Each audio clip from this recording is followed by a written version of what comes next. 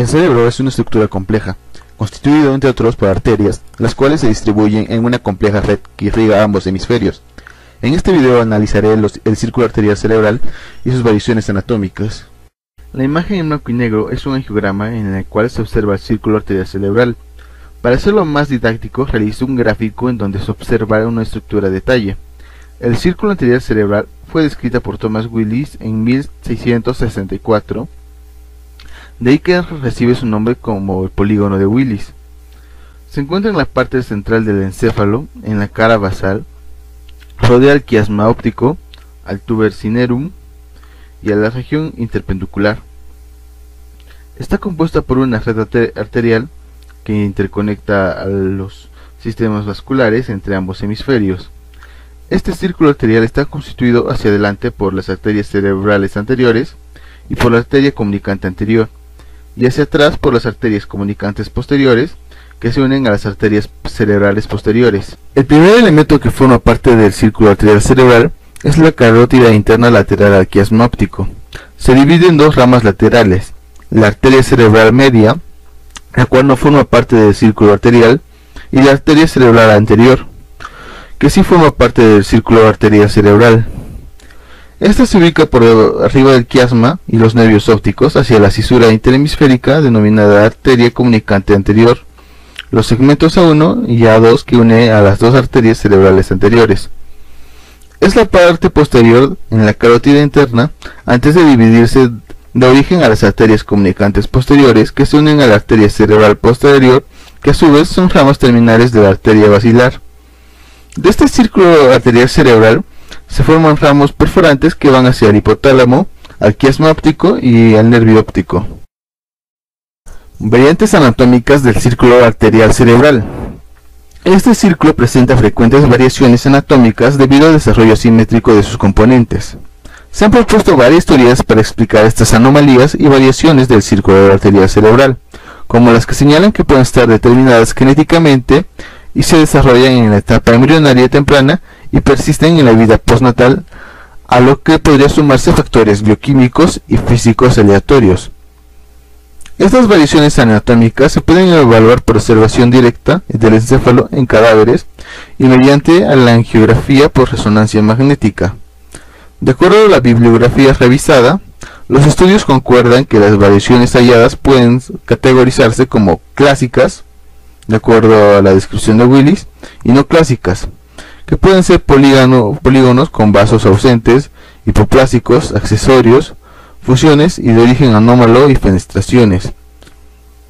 La importancia de reconocer estas variaciones anatómicas radica que de estas pueden confundirse con los hallazgos patológicos. Múltiples estudios demostraron que mayor incidencia de aneurismas asociados a las variaciones anatómicas. La duplicación. Esta es la presencia de dos vasos independientes de similar origen, recorrido y destino. La duplicación más frecuente es la de la arteria comunicante anterior, como se muestra en la figura. En este caso, la arteria comunicante anterior está formada por dos canales arteriales independientes. Fenestración. Se define como la división de la luz arterial en canales separados con endotelio y capa muscular que compromete un segmento del trayecto de un vaso. Debido a la presencia de un flujo turbulento, las fenestraciones se asocian con la presencia de aneurismas. Se ha descrito una mayor frecuencia de fenestraciones en la circulación anterior y en la arteria basilar. Es muy rara en las arterias cerebrales y comunicantes posteriores. Tiene una prevalencia menor al 4% de las arterias cerebrales anteriores en el segmento A1 y de 5% en las arterias comunicantes anteriores. En la imagen se muestra una fenestración a nivel de la arteria comunicante anterior, en donde se observa dos canales con un origen en común. La fenestración del segmento arteria A2 de la arteria cerebral anterior izquierda. La arteria cerebral anterior presenta dos luces con un origen en común en la carótida interna, que convergen distalmente.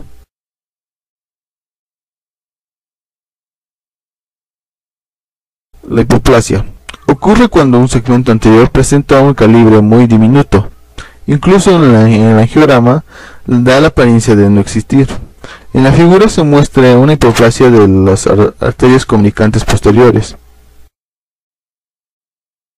La agenesia ocurre cuando no existe el segmento. La figura muestra la falta de la arteria comunicante posterior izquierda.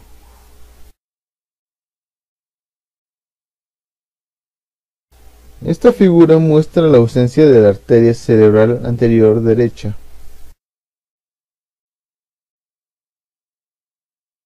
La figura muestra la ausencia del segmento P2 de la arteria cerebral posterior. En los casos de hipoplasias y agenesias, habitualmente la arteria contralateral suple parcial o totalmente al territorio vascular, lo cual implica un riesgo adicional en el caso de isquemia. Los segmentos con más frecuencia aparecen hipoplásicos o agenésicos son la arteria comunicante anterior y las arterias cerebrales posteriores. Cuando existe hipoplasia o agenesia de una de las arterias cerebrales anteriores, en caso de enfermedad tromboembólica, el riesgo de infarto incrementa, dado que la arteria contralateral debe suplir el riego de la arteria hipoplásica agenésica a través de la arteria comunicante anterior. La arteria cerebral anterior ácigos representa la persistencia de la arteria embrionaria media del cuerpo calloso. Se caracteriza por la convergencia de los dos segmentos A1 en un único segmento A2 de disposición medial que aporta la vascularización a ambos hemisferios.